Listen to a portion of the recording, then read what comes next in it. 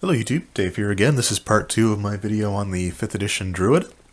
In the first video I talked about sort of the history of their wild shape over the different editions, talked about the abilities, the shape change ability in 5th edition, and a little bit about their spell casting. So in part 2 of this video I want to focus on the Druid Circles, which they get at 2nd level. They have 2 different circles to choose from. One is Circle of the Land, the second is Circle of the Moon. The difference is really what aspect of the Druid class you really want to focus on. If you want to focus on their spellcasting nature, then you want to choose Circle of the Land. If you're more interested in their shape change ability, their wild shape ability, then Circle of the Moon is the one that you want to choose. You make your choice at 2nd level. Once you make your choice, you're kind of locked into it for the rest of the character's progression. So we'll start with basically Circle of the Land. And with Circle of the Land at 2nd level, you get a bonus cantrip chosen from the Druid spell list. In addition to the ones that you already know, you get Natural Recovery, which with Natural Recovery starting at 2nd level, when you take a short rest, you choose expended spell slots to recover. So the spell slots that you recover are essentially equal to half of your level, rounded down, and the slots cannot be any higher than a 6th level spell. So you can't choose like a 7th level, 8th, or 9th level spell.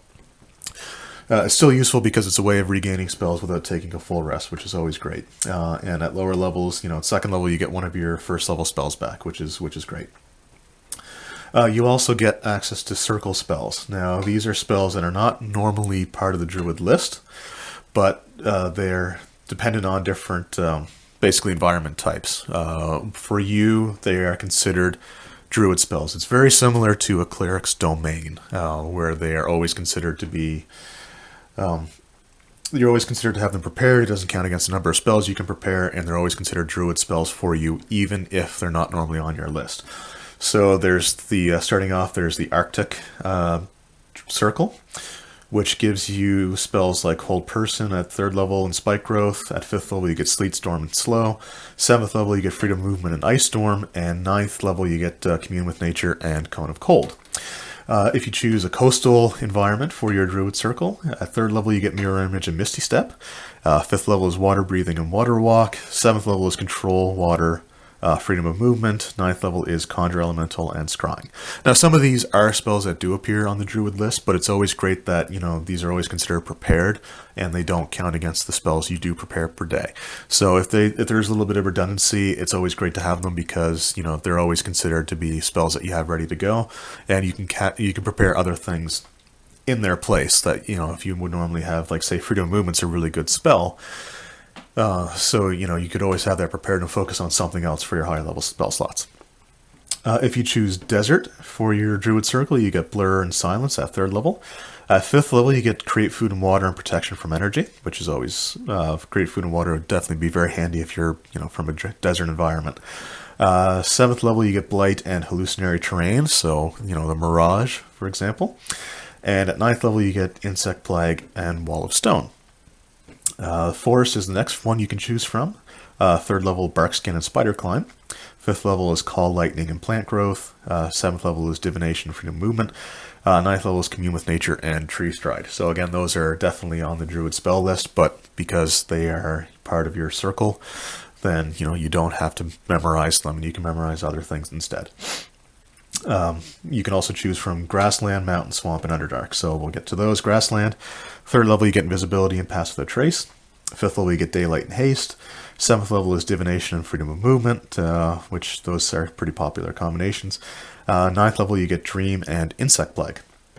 If you choose Mountains, you get Spider Climb and Spike Growth at 3rd.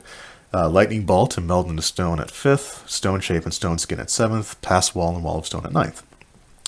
The Swamp Circle gives you Darkness and Melf's Acid Arrow at 3rd level, Water Walk and Stinking Cloud at 5th level, and Freedom of Movement and Locate Creature at 7th level, Insect Plague and Scrying at 9th. And if you're from the Underdark, you get Spider Climb and Web at 3rd, Gaseous Form and Stinking Cloud at 5th, Greater Invisibility and Stone Shape at 7th, and Cloud Kill and Insect Plague at 9th. At 6th level, you get Land Stride. So when moving through non-magical difficult terrain, it costs you no extra movement. So instead of like every foot that you move through difficult terrain costing you 2 feet of movement, with this you can move through it like it's nothing. So like thick undergrowth, for example, in the forest, is something that you can just move through like it's nothing. You can also pass through non-magical plants without being slowed by them, and without taking damage from them if they have thorns, spines, or similar hazards. So you could walk through basically some briars and come out completely unscathed. In addition, you have advantage on saving throws against plants that are magically created or manipulated to impede your movement, such as something like the Entangle spell, where it causes the grass that you're standing on to kind of wrap around you. You have advantage on a saving throw against that. At 10th level, you get Nature's Ward. You can't be charmed, frightened by elementals or fae, and you're immune to poison or disease, which are pretty useful. And your 14th level ability is called Nature's Sanctuary. So creatures of the natural world sense your connection to nature and become hesitant to attack you. When a beast or plant creature attacks you, the creature must succeed a wisdom saving throw against your spell or your druid spell save DC. On a failed save, they must choose to attack a different target, or the attack automatically misses.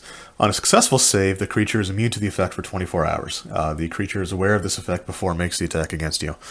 So if you're going up against, say, some wolves or, a bear or anything like that, they may not attack the druid because they realize how deeply connected to nature it is. So you could have, if the DM is really insistent on trying to attack you, it could attempt to save, or it could just say, well, it stays away from you because, you're a powerful druid.